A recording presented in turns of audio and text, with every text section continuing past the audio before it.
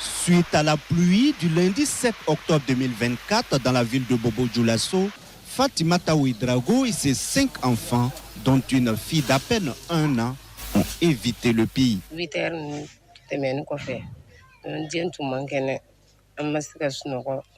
C'est à 8 heures que cela est arrivé.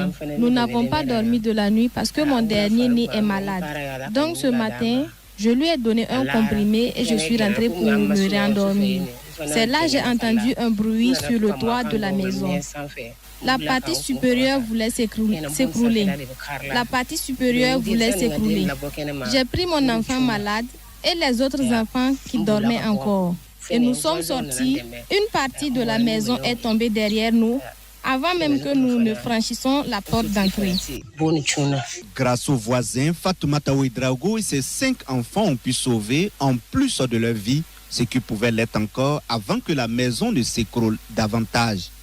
Impuissante, cette mère de famille qui vit dans les non-lotis du secteur 22 et dont le mari est à l'aventure ne sait plus où mettre la tête avec ses 5 enfants.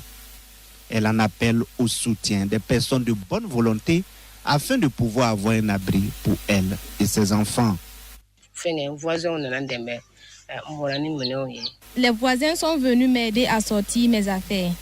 Mon mari aussi n'est pas là. Depuis hier, je l'appelle sans succès. Nous demandons de l'aide. Sinon, ce n'est pas facile. La maison est tombée. Si on peut nous aider à la reconstruire, cela va beaucoup nous soulager, surtout avec les enfants. Sur la RN10 Bobo-Dédougou, dans le quartier Sakabi, la voie a été inondée par les déchets et le sable laissé par les eaux de pluie. Une situation qui semble être du déjà vu pour les riverains de ce quartier. Ce matin, nous avons essayé de dégager le sable du goudron pour que les gens puissent passer. Les eaux ont envahi nos maisons. Tous les caniveaux sont bouchés.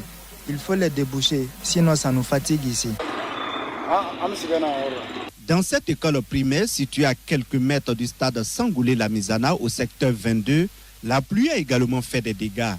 Une partie du mur a cédé et le personnel de l'école est à pied d'œuvre ce mardi matin pour sauver certains matériels et évacuer les eaux avant de permettre aux élèves de reprendre les classes. La cour de la Semaine nationale de la culture n'a pas été épargnée par les eaux de pluie du lundi 7 octobre 2024. Une partie de la clôture a aussi cédé à la furie des eaux.